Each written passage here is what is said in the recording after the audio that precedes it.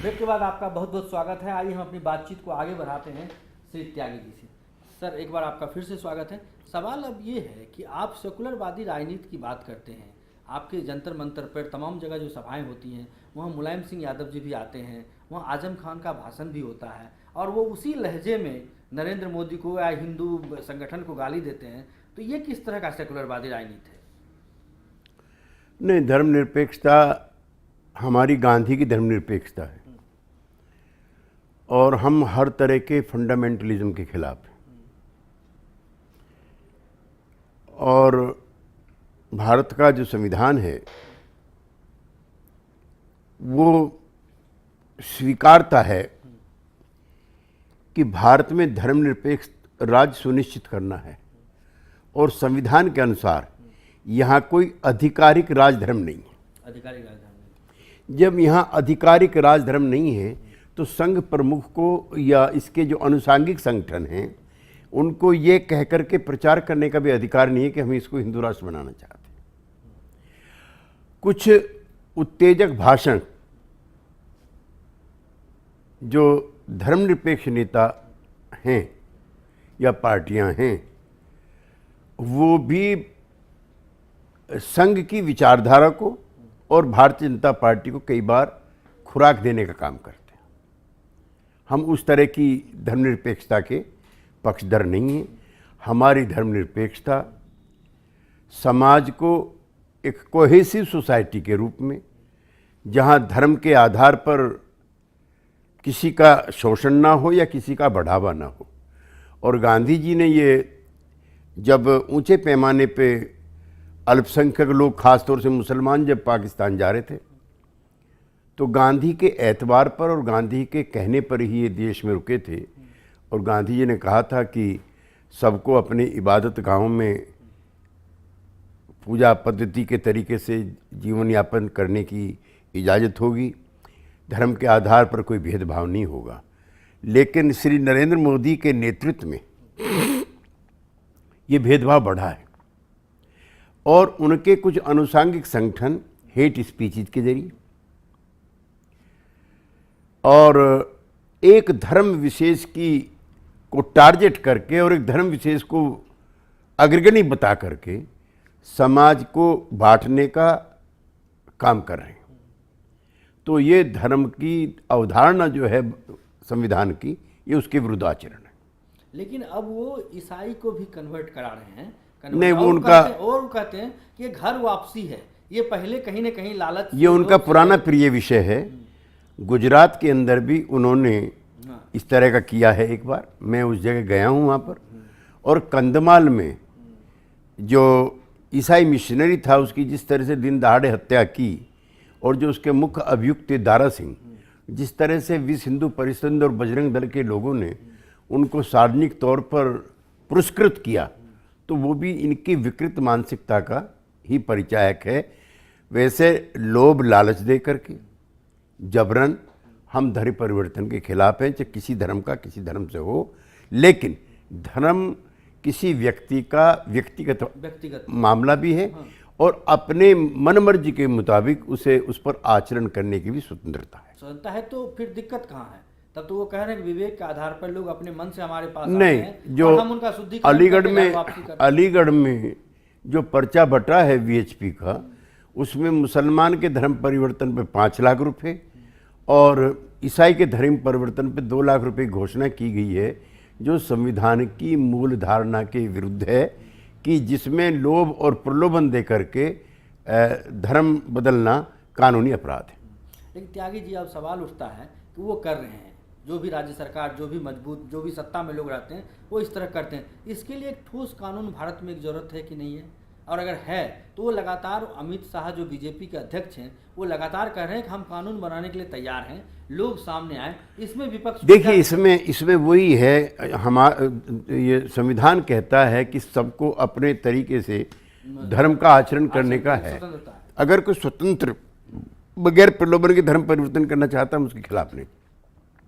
ये ऐसा करके जो धर्म की स्वतंत्रता है उस पर भी प्रहार करना चाहते। बीजेपी चाहती ये थी, ये बीजेपी का पुराना नारा है। अब मैं आपसे पूछना चाहता हूँ, इस देश में सबसे बड़ा धर्म परिवर्तन डॉक्टर अंबेडकर के नेतृत्व में हुआ नागपुर में, जो राष्ट्रीय स्वयंसेवक संघ का मुख्यालय भी है, जहां लगभग 75 लाख लोगों ने धर्म परिवर्तन किया, जो हिंदू की असमान जाति व्यवस्था से त्रस्त होकर के बौद्ध बने। ना तो वहाँ तलवार से परिवर्तन हुआ, ना वहाँ प्रलोभन से हुआ, उसको क्या कहेंगे? अगर कोई वाल्मीकि समाज का आदमी जिसको सदियों से आपने छुआ भी नहीं है, अगर वो बौद्ध होना चाहता है तो आप उसको कैसे रोकोगे? नहीं रोके। उसको आपके हिंदू धर्म में अगर समानता का व्यवहार नहीं दिखता है, आपका समाज उसके साथ समानता का आचरण नहीं करता है, 3-4 हज़ार साल से जबकि आपकी सभ्यता है, आपने उसके सर पर पखाने की टोकरी रखी हुई है, वो आपके हिंदू धर्म को त्यागना चाहता है, तो आप उसको कैसे रोकोगे? आप अपने धर्म को सहिष्णु बनाइए, समान बनाइए, ताकि और लोग भी आपके धर्म की तरफ आकर्षित हों। आपने अपने धर्म को संकुचित, असमान बना के रखा है, जिसकी वजह से डॉक्टर अंबेडकर जैसे प्रबुद्ध आदमी को भी धर्म छोड़ने के लिए विवश होना पड़ा।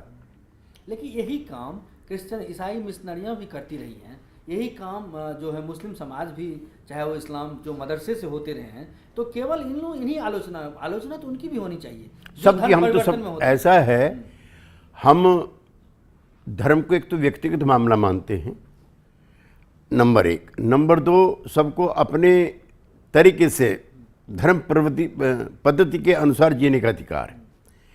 और जबरन धर्म परिवर्तन और लोभ के धर्म परिवर्तन के हम खिलाफ हैं, चाहे ईसाई का हो, चाहे मुस्लिम का हो, चाहे किसी और का। और अब ताज़ा तो जो विश्व हिंदू परिषद के लोग हैं, वो सिख लोगों का धर्म परिवर्तन कराने पे लगे हैं।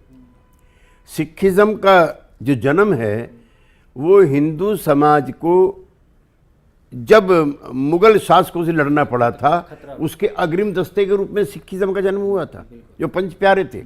अब ये उनको भी हिंदू धर्म में कन्वर्ट करना चाहते हैं। What A agony. तो अब हम कल को जैन के लोगों से लड़ेंगे, बुद्धों के लिए आह्वान अलग हो रहा है। तो हमारी जो सहिष्णुता है, the tolerance of the Indian society, the tolerance of the Hindu religion, वही खतरे में पड़ती जा रही। आप लोग राज्यसभा को भी नहीं चलने दिया इस मुद्दे पे, छोटे से मुद्दे पे कि प्राइम मिनिस्टर आए, इस ईगो में सारा बिल और सब कुछ जो है वो धरा का धरा रह गया। देखिए, प्रधानमंत्री जी का आचरण भी सहिष्णु नहीं। एक तो वो लोकसभा राज्यसभा में कम आते हैं, it shows his contempt for the parliamentary institutions. और मेरी जानकारी में आया कि गुजरात में भी वो यही करते थे। लेकिन ये गुजरात नहीं है, ये अहमदाबाद नहीं है। यहाँ पे जवाहरलाल नेहरू भी, जो आज़ादी की लड़ाई के सबसे बड़े नायक थे और जिन्होंने आज़ादी के लिए 10.5 साल जेल में गुजारे थे, वो भी सारा दिन पार्लियामेंट में बैठते थे।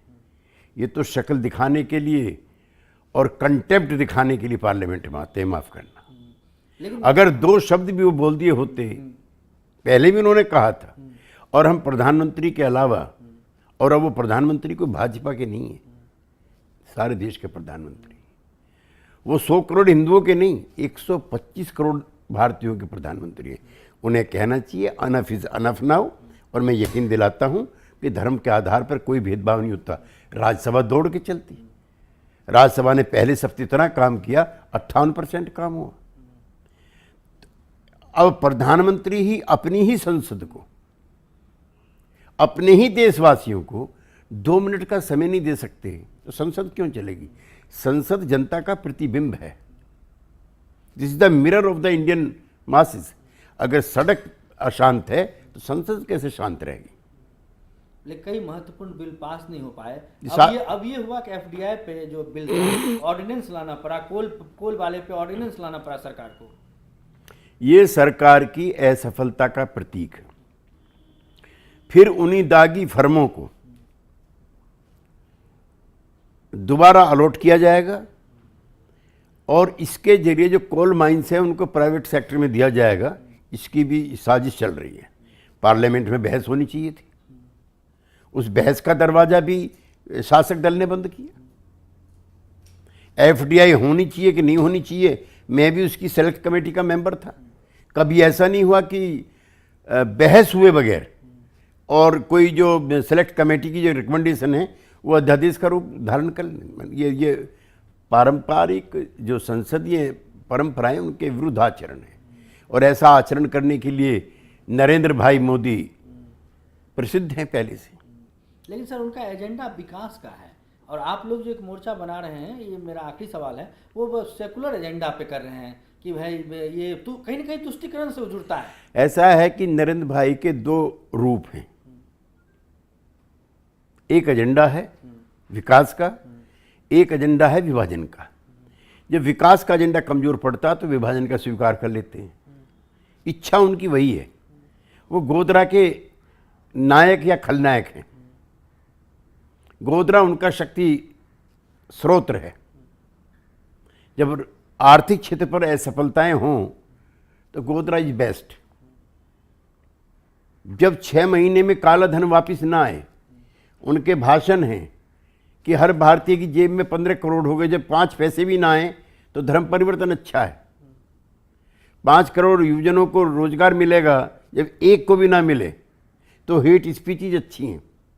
जब किसान को, गुजरात का किसान आत्महत्या करने लगे, जब कपास के दाम ठीक ना मिले तो निरंजन ज्योति का हमको हरामजादा कहना अच्छा है। तो दो रूप हैं उनके। विकास का एजेंडा शहर के लोगों के लिए है और वर्ल्ड कंजम्पशन के लिए है, बाकी उनका प्रिय एजेंडा गोधरा और ये सब है। लेकिन क्या आप मानेंगे ना कि पीपल वर्डिक्ट तो उनके फेवर? हाँ है, पीपल वर्डिक्ट तो हिटलर के भी पक्ष में था। हिटलर भी चुनाव जीत करके ही संसद में आए थे, फिर उन्होंने संसद भी भंग कर दी थी और लोकतंत्र भी समाप्त कर दिया था। तो सभी तानाशाहों की उत्पत्ति इसी से होती है। मैंडेट लेते हैं वो, पीपल्स मैंडेट लेते हैं।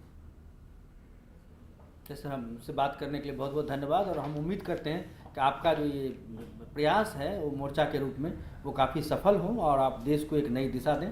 बहुत बहुत धन्यवाद आपका।